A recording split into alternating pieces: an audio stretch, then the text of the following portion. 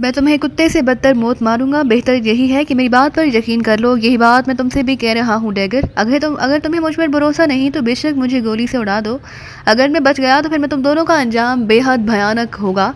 Tiger ने पहले Malcolm से और फिर डैगर की तरफ देखते हुए इंतहाई सर्द लहजे में कहा, तुम मुझे धमकी दे रहे हो डैगर को? डैगर कराया, कोबरा सिर्फ धमकी नहीं देता, जो कहता है उस पर अमल भी करता है। टाइगर ने उसी अंदाज में जवाब दिया, अब तुम नहीं बचोगे टाइगर। मैं तो तुम्हें पहले शदीद तरीन अजियतें दूँ, उसके बाद कौन छुरी से तुम्हें ज़बा करूंगा। देखना मैं तुम्हारा क्या हश्र करता हूँ। मालकम ने चीखते हुए कहा और गुस्से से उस दीवार की जानिब बढ़ता चला गया जहाँ अजियत रसानी के आलात लटके हुए थे। उसने दीवार के हुक से लटका हुआ चमड़े का एक कूड़ा उतारा और मुड़कर उसे जोर जोर से चढ़ाने लगा। मैं पहले इस कोड़े से तुम्हारी खाल उधेड़ूंगा, तुम ना बोले तो मैं हंजर से तुम्हारी एक एक बोटी काटूंगा, तुम्हारे कान, नाक और गाल चीर दूंगा और फिर एक एक करके मैं तुम्हारी दोनों आंखें निकाल दूंगा। उस पर भी तुम्हारी जुबान ना खुली तो मैं तुम्हारे जिस्म पर जख्म लगाऊंगा, उन जख्मों में नमक भरूंगा और तुम्हें भयानक अजियत में मुब्तला कर दूंगा। इन अजियतों का सिलसिला इस वक्त तक नहीं रुकेगा जब तक तुम इकरार नहीं कर लेते कि तुम कोबरा नहीं टाइगर हो, सिर्फ टाइगर। मालकम ने कोड़ा चढ़ाते हुए कहा और टाइगर के सामने आकर खड़ा हो गया। उसकी बातें सुनकर टाइगर के चेहरे पर कोई तासुर ना उभरा। वो बदस्तूर मालकम की जानिब तमसहराना निगाहों से घूरता रहा। बोलो तुम टाइगर हो? मालकम ने कोड़ा चढ़ाकर कहा। नहीं, टाइगर ने इत्मीनान भरे लहजे में कहा। तो मालकम ने चेहरा गज़ब से सुरख हो गया। उसने पूरी कुव्वत से कोड़ा उठाकर टाइगर को मारने की कोशिश की, लेकिन उसी लम्हे टाइगर ने अपने पैरों पर दबाव डालकर खुद को पीछे की तरफ जोर से झटका दिया और वो कुर्सी समेत उलटता चला गया।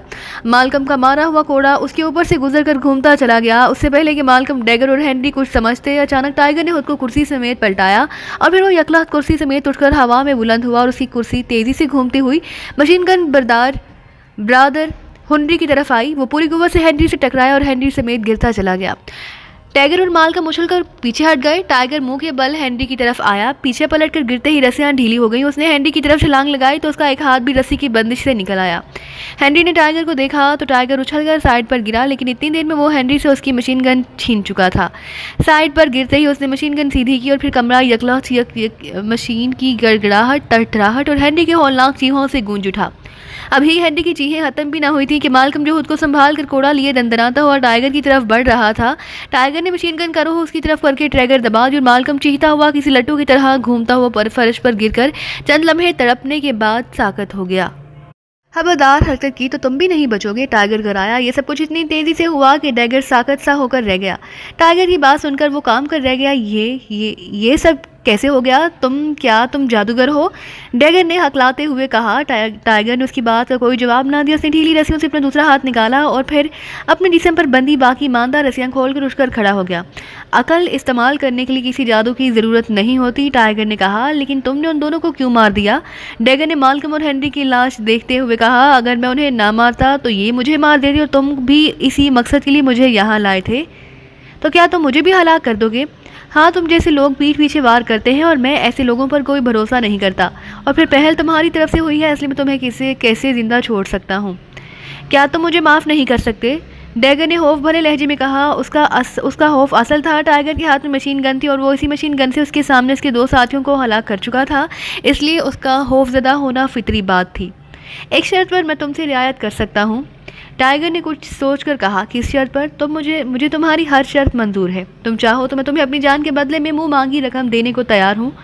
बोलो कितनी रकम चाहिए? डैगर ने गिड़गिड़ाते हुए कहा। मुझे रकम से कोई सरोकार नहीं, तो फिर बोलो क्या चाहिए तुम्हें? मुझे अपना सेलफोन दो। सेलफोन क्या मतलब? जो कहा है करो, टाइगर ने इसी अंदाज में कहा तो डैगर ने फ़ौरन जेब से सेलफोन निकालकर उसकी ओर बढ़ा दिया। टाइगर ने उससे सेलफोन लिया और उस पर नज़र रखते हुए तेज़ी से सेलफोन पर नंबर प्रेस करने लगा। अली इमरान MSc DSc आक्सन बाजुबाने खुद बल्कि बदजुबाने खुद बोल रहा हूँ। राब्ता मिलते ही दूसरी तरफ से इमरान की आवाज़ सुनाई दी। मैं बोल रहा हूँ बॉस। टाइगर ने अपना नाम लिए बगैर कहा। मैं कौन? मैं तो बकरियाँ करती हैं, लेकिन तुम तो मर्दाना आवाज़ में बात कर रहे हो। दूसरी तरफ से इमरान की आवाज़ सुनाई दी। आपने मुझे कॉल किया था बॉस, लेकिन मैं आपसे बात न कर सका, टाइगर ने कहा और फिर उसने इमरान को सारी तफसील बता दी। ओह, तो अब डैगर कहाँ है? उसकी सारी बातें सुनकर इमरान ने संजीदगी से कहा। वो मेरी निशानी पर है बॉस, अगर आप कहें तो मैं उसे अभी गोलियों से छलनी करके आपके पास पहुंच जाता हूं, टाइगर ने कहा। तो उसकी बात सुनकर डैगर का रंग जर्द पड़ गया। नहीं, वो एक मोहरा है, उसे भी कुछ ना कहो, उसे किसी तरह बेहोश करके बांध दो, बल्कि ऐसा करो कि उसे बेहोश करके राना हाउस ले जाओ, वहाँ मेरा इंतज़ार करो, मैं एक दो काम निपटा कर वहीं पहुँच जाऊँगा। इमरान ने कहा। यस बॉस, जैसा आपका हुक्म, टाइगर ने मोदबाना लहजे में कहा तो इमरान ने उसे चंद मजीद हिदायत देकर राब्ता ख़त्म कर दिया। टाइगर ने सेलफोन ऑफ किया और उसे अपनी जेब में डाल लिया। ये तुम किससे बातें की हैं? डैगर ने चौंक कर कहा। बताता हूँ। टाइगर ने उसकी तरफ बढ़ते हुए कहा और फिर उससे पहले कि डैगर कुछ समझता, टाइगर ने आगे बढ़कर उसके सर पर अचानक मशीन गन का दस्ता रसीद कर दिया। डैगर के हलक से जोरदार चीखने के लिए वो लहराया तो टाइगर ने एक बार फिर उसके सर पर मशीन गन का दस्ता मार दिया। डैगर के हलक से जोरदार चीख निकली, वो लहराया तो टाइगर ने एक बार फिर उसके सर पर मशीन गन का दस्ता मार दिया। डैगर उछलकर गिरा और साकत होता चला गया। उसे बेहोश होते देखकर टाइगर उस पर झुका। उसने डैगर की नब्ज और फिर दिल की धड़कन चेक की और फिर वो मुतमईन हो गया। डैगर मुकम्मल तौर पर बेहोश हो चुका था और उसके जल्द होश में आने का कोई इम्कान न था। टाइगर चूंकि इस क्लब में आता जाता रहता था और डैगर पर नज़र रखने के लिए उसने सबसे पहले फास्ट क्लब के बारे में मुकम्मल मालूमात हासिल की थी, इसलिए वो इस क्लब की खुफिया रास्तों के बारे में भी जानता था। इसलिए डैगर को वहाँ से बेहोशी की हालत में खुफिया तौर पर ले जाना उसके लिए मुश्किल न था। ये एक हालनुमा कमरा था जहाँ एक बड़ी सी मेज के गिर्द 8 कुर्सियाँ पड़ी थी जिन पर 7 अफराद बैठे हुए थे। उनमें से 6 मर्द और 1 लड़की थी। लड़की नौजवान और खूबसूरत थी जिसने सुरख रंग का स्कर्ट पहन रखा था। उसके सर के बाल अखरोटी रंग के थे जो माहिराना अंदाज में तराशीदा थे, उसकी शानों पर झूल रहे थे। मर्दों में 6 के 6 अफराद नौजवान थे और एक जैसे कदकाठ के मालिक थे। उन सब ने स्याह रंग के सूट पहने हुए थे और उन सबके चेहरों पर सख्ती और संजीदगी सिब्त दिखाई दे रही थी। उन 7 अफराद के सामने माइक लगे हुए थे जो ऑफ थे। 8वीं कुर्सी अभी खाली थी। इस कुर्सी के सामने भी मेज पर माइक लगा हुआ था। वो सब खामोश थे और उनकी नजरें सामने इकलौते दरवाजे पर जमी हुई थी जो बंद था। उनके अंदाज से साफ महसूस हो रहा था जैसे वो किसी के मुंतजिर हों। दरवाजे की तरफ देखने के साथ साथ वो सब बार बार दीवार की क्लाक की तरफ भी देख रहे थे जिस पर दिन के ठीक 10 बज रहे थे। हैरत है चीफ अभी तक क्यों नहीं पहुंचे। वो तो वक्त के इंतहाई पाबंद है, ना 1 मिनट पहले आते हैं और ना 1 मिनट बाद। 10 बज रहे हैं लेकिन बॉस का कोई पता नहीं। एक नौजवान ने दीवार गिर क्लाक की तरफ देखते हुए हैरत भरे लहजे में कहा। इस क्लाक का टाइम गलत है, अपनी रेस्ट वॉच देखो। लड़की ने कराहत लहजे में कहा तो नौजवान चौंक कर फौरन अपनी रेस्ट वॉच देखने लगा। ओह, अभी 10 बजने में 2 मिनट बाकी हैं। उस नौजवान ने कहा। हम सब की घड़ियों पर भी 10 बजने में 2 मिनट बाकी हैं। चीफ ठीक 10 बजे यहाँ पहुँच जाएंगे। लड़की ने इसी अंदाज में कहा तो उस नौजवान ने असबात में सर हिला दिया। लेकिन मेरी समझ में नहीं आ रहा कि आखिर इस बार चीफ ने हम सबको एक साथ यहाँ क्यों बुलाया है। हम स्पेशल एजेंसी के टॉप एजेंट हैं। चीफ ने हमें अलग अलग जिम्मेदारियाँ सौंप रखी हैं।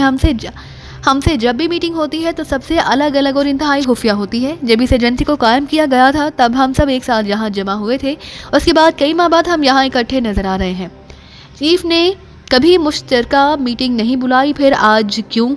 दाईं तरफ बैठे हुए सरदार दूसरे नौजवान ने हैरत भरे लहजे में कहा। हो सकता है कोई अहम मामला हो जिसके लिए चीफ हम सबको एक साथ ब्रीफिंग देना चाहते हों, या चीफ के पास कोई ऐसा मिशन हो जिसे वो हम सबसे डिस्कस करना चाहते हों।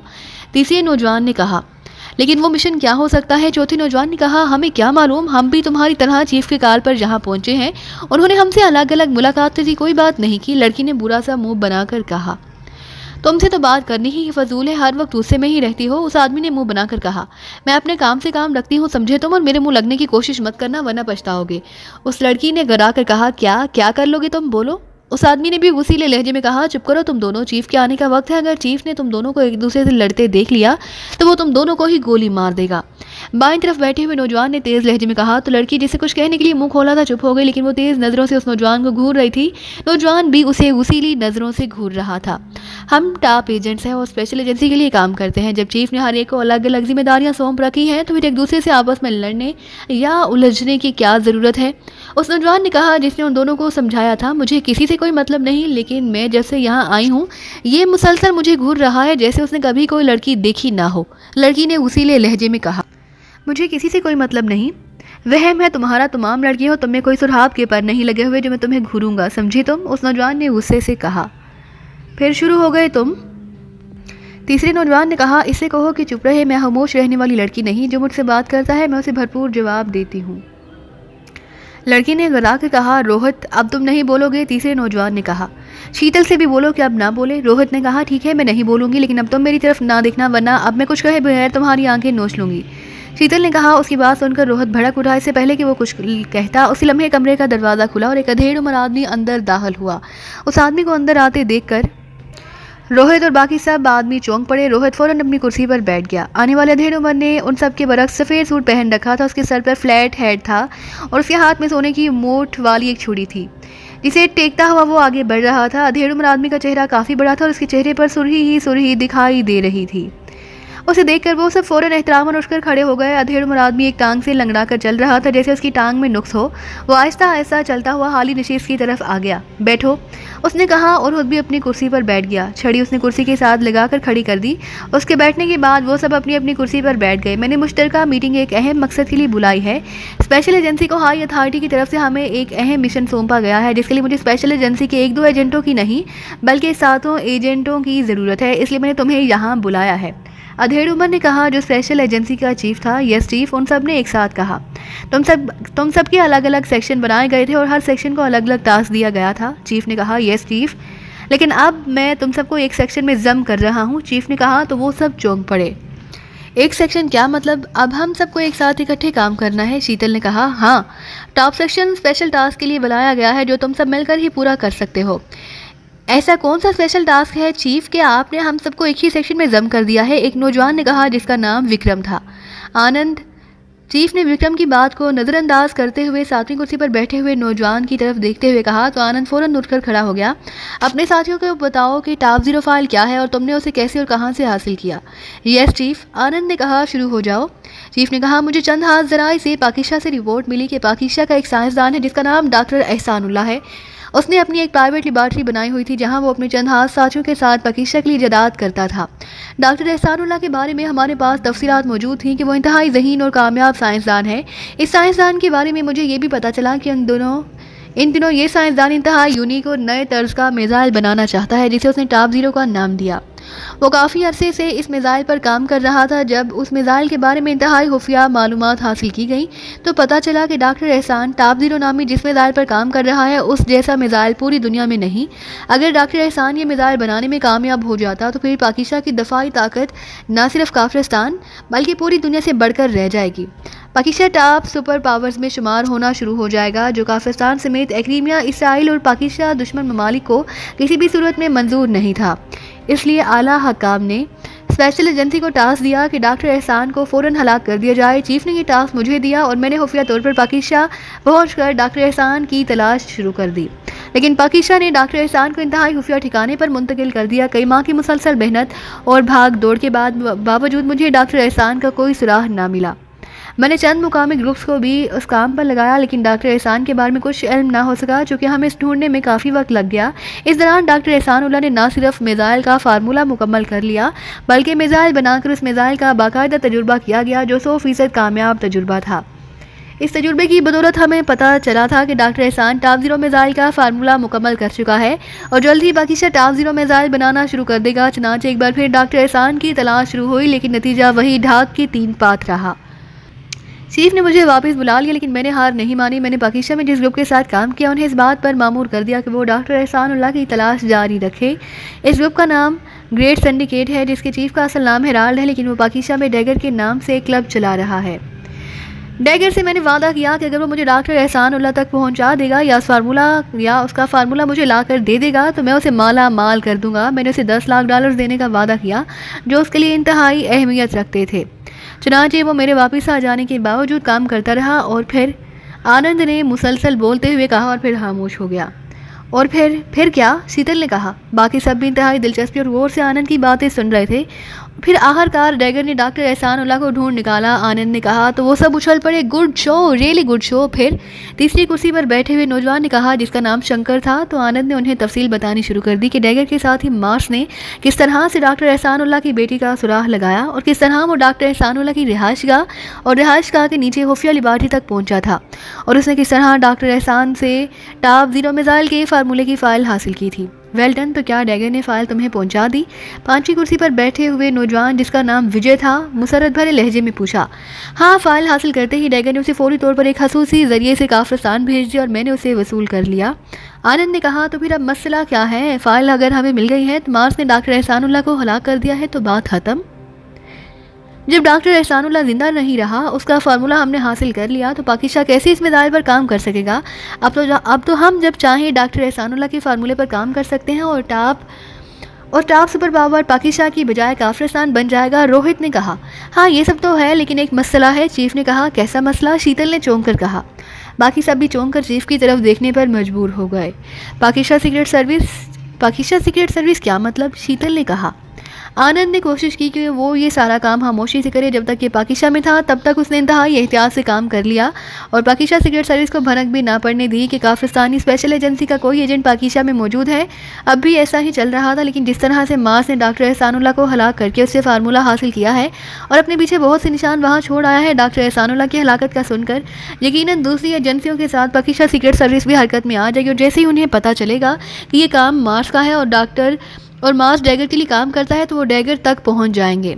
डैगर ने चूंकि कई माह तक आनंद के साथ काम किया, इसलिए उसे हर बात का इल्म है। पाकिस्तान सीक्रेट सर्विस अगर उस तक पहुंच गई तो वो डैगर से ये बात उगलवा लेंगे कि डॉक्टर एहसानुल्लाह की हलाकत में काफिस्तानी स्पेशल एजेंसी का हाथ है और उसने फार्मूला भी आनंद को दे दिया। तो पाकिस्तान सीक्रेट सर्विस लामहला काफिस्तान आएगी और स्पेशल एजेंसी के खिलाफ काम करना शुरू कर देगी। चीफ ने कहा। तो उससे क्या होगा? स्पेशल एजेंसी काफिस्तान की टॉप सीक्रेट एजेंसी है जिसकी कमान आपके हाथों में है और आप सिवाय काफिस्तानी प्रेसिडेंट या प्राइम मिनिस्टर के किसी को जवाबदेह नहीं। क्या पाकिस्तान सीक्रेट सर्विस प्रेसिडेंट साहब या प्राइम मिनिस्टर के तोसत से आप तक पहुंच सकती है? शंकर ने हैरत भरे लहजे में कहा। तुम शायद पाकिस्तान सीक्रेट सर्विस खास तौर पर उनके साथ काम करने वाले अली इमरान के बारे में ज़्यादा नहीं जानते। इमरान उस भूत का नाम है जो एक बार किसी के पीछे पड़ जाए तो कब्र तक उसका पीछा नहीं छोड़ता। अगर हमने उसे इजी लिया तो वो किसी भी तरीके से हम तक पहुंच सकता है। वो क्या करता है और क्या नहीं, मैं इस बहस में नहीं पढ़ना चाहता। फार्मूला मेरे पास है और मैं चाहता हूं कि पाकिस्तान सीक्रेट सर्विस या अली इमरान काफिस्तान आए तो उसे किसी भी सूरत में मुझ तक नहीं पहुंचना चाहिए। इस मकसद के लिए मैंने तुम सबको एक सेक्शन में जम कर दिया है। मैं तुम सातों को ये जिम्मेदारी सौंपता हूँ कि अगर अली इमरान या पाकिस्तान सीक्रेट सर्विस काफिस्तान आए तो तुम सब एक साथ मिलकर उनके खिलाफ काम करोगे और उन्हें ऐसा कोई मौका नहीं मिलना चाहिए कि वो यहाँ आकर अपने मिशन में कामयाब हो सकें। इस बार पाकिस्तान सीक्रेट सर्विस के सामने तुम सातों को सीसा पलाई हुई दीवार बनना है जिसे वो लाख तोड़ने की कोशिश करे लेकिन कामयाब न हो सके, बल्कि उन्हें यहाँ से जिंदा बचकर जाने का भी कोई मौका नहीं मिलना चाहिए। आनंद ने पाकिस्तान से फार्मूला हासिल किया। अब मैं चाहता हूं कि पाकिस्तान सीक्रेट सर्विस और खास तौर पर अली इमरान को हलाक करने का क्रेडिट भी स्पेशल एजेंसी को ही मिले। इसी मकसद के लिए मैंने ये मीटिंग बुलाई, समझे तुम सब? चीफ ने हराते हुए कहा। यस चीफ, समझ गए, इन सब ने एक साथ कहा। पाकिस्तान सीक्रेट सर्विस हमारे खिलाफ काम करने के लिए किसी भी वक्त काफिस्तान पहुंच चुकी है। उन्हें काफिस्तान दाखिल होने या फिर काफिस्तान में दाखिल हो जाने के बाद आगे बढ़ने से कैसे रोकना है उसके लिए फुल प्रूफ प्लानिंग करो और ऐसे इकदाम करो कि इस बार इमरान और उसके साथियों को छठी का दूध याद दिला दो। उन्हें भी इस मरतबा पता चल जाना चाहिए कि काफिस्तान की स्पेशल एजेंसी एक ऐसी एजेंसी है जिसके साथ उन्हें हर कदम पर मौत का सामना करना पड़ेगा और उन्हें ऐसा कोई मौका नहीं मिलना चाहिए कि वो स्पेशल एजेंसी के टॉप एजेंटों के हाथों जिंदा बचकर वापस जा सकें। चीफ ने कराहत लहजे में मुसलसल बोलते हुए कहा। यस चीफ, हम आपको यकीन दिलाते हैं कि हम अपनी पूरी जहानत और पूरी कुव्वत लगा देंगे कि पाकिस्तान सीक्रेट सर्विस और अली इमरान हमारे हाथों जिंदा बचकर ना जाने पाए। उनके लिए यही बेहतर होगा कि वो काफिस्तान ना आए, लेकिन अगर वो काफिस्तान आए तो फिर काफिस्तान की सरजमीन उनके लिए इतनी तंग कर दी जाए कि उनके लिए कदम उठाना भी नामुमकिन हो जाए। उनके हर कदम पर मौत होगी, सिर्फ और सिर्फ मौत।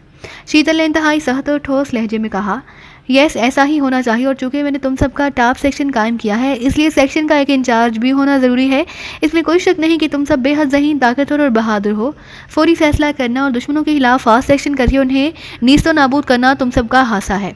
मैंने तुम सबकी फाइलों की फिर स्टडी की है। अब तक तुम सब ने जो कुछ किया मैंने उन सब का मुआवजा किया है और सब कुछ पढ़ लेने के बाद मुझे इस बात का अंदाज़ा हुआ है कि तुम सब में सबसे ज़्यादा तेज़, ज़हीन और फास्ट सेक्शन में एक ही एजेंट साबित हुआ है जो तुम सब से एक नहीं बल्कि कई कदम आगे है।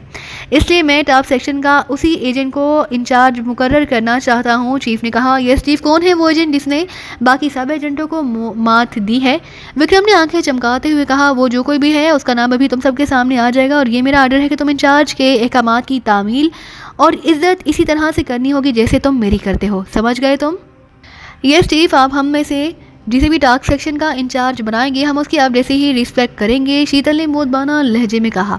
मैं इंचार्ज को ये एहतियार भी दूंगा कि वो सूरत हाल के मुताबिक फैसले करे और उसके अहकामात पर बाकी सब मेंबरान मनो अन अमल भी करेंगे। इंचार्ज मेरे सिवा किसी को जवाबदेह ना होगा। यस चीफ, इसके अलावा एक और खास बात, इंचार्ज को इस बात का भी इख्तियार होगा कि अगर कोई मेंबर उसके अहकामात की खिलाफ वर्जी करे या उसकी वजह से दूसरे मेंबरान को नुकसान पहुंचाने का अंदेशा हो तो इंचार्ज उस मेंबर को हलाक भी करा सकता है। चीफ ने कहा तो उसकी बात सुनकर वो सब खामोश होकर एक दूसरे की शक्ल देखने लगे, जैसे चीफ टॉप सेक्शन के इंचार्ज को ऐसा एहतियार देकर गलती कर रहा हो। लेकिन वो सब चूंकि चीफ के अहकामात की पाबंद थे, इसलिए उनमें से किसी को चीफ के अहकामात के खिलाफ जुबान तक हिलाने की जरूरत ना थी और ना ही उनमें से किसी को चीफ के सामने किसी इख्तिलाफ राय का हक हासिल था। यस चीफ, मैंने टॉप सेक्शन के लिए जिस इंचार्ज को मुंतखब किया है वो शीतल है। चीफ ने कहा तो वो सब यकला चौंक पड़े। शीतल? आपका मतलब है शीतल? शीतल हमारी इंचार्ज होगी? रोहित ने उछलते हुए कहा। यस, मेरा ये फाइनल फैसला है। क्यों, तुम्हें उस पर कोई एतराज़ है? नहीं चीफ, मुझे भला क्या एतराज़ हो सकता है? रोहित ने होंठ चबाते हुए कहा और फ़ौरन अपनी कुर्सी पर बैठ गया। अपना नाम सुनकर शीतल की आंखें चमक उठी और वो इंतहाई तज़हीक आमेज़ नज़रों से रोहित की जानिब देख रही थी, जैसे उसे देखकर वो दिल ही दिल में कह रही हो कि अब तुम बोल कर देखो मैं तुम्हारा क्या हाशर करती हूँ। तुम सब में से किसी को इतराज़ है तो उठकर खड़ा हो जाए। चीफ ने उन सब की तरफ देखते हुए कहा, लेकिन उनमें से कोई ना उठा। नो चीफ, आपका फैसला बिल्कुल दुरुस्त है। शीतल वाकई इंतहाई ज़हीन और ज़ेर एक लेडी एजेंट है। इसमें हम सबसे बढ़कर खूबियाँ हैं। मैं आपके इस फैसले पर आपकी तारीफ़ करता हूँ, विक्रम ने कहा। और मैं भी। दूसरी कुर्सी पर बैठे हुए नौजवान ने, जिसका नाम मिकरान था, और फिर बाकी सभी चीफ के इस फैसले पर उसकी हमायत करने लगे। रोहित को चीफ के इस फैसले पर इख्तलाफ था, लेकिन उसने भी तूहन करहन चीफ के फैसले की हिमायत ही की। लेकिन वो दिल ही दिल में चीफ के फैसले पर कुड़ रहा था और शीतल को खा जाने वाली नज़रों से देख रहा था, जैसे उसका बस ना चल रहा हो और वो शीतल की बोटियां उड़ाकर रख दे।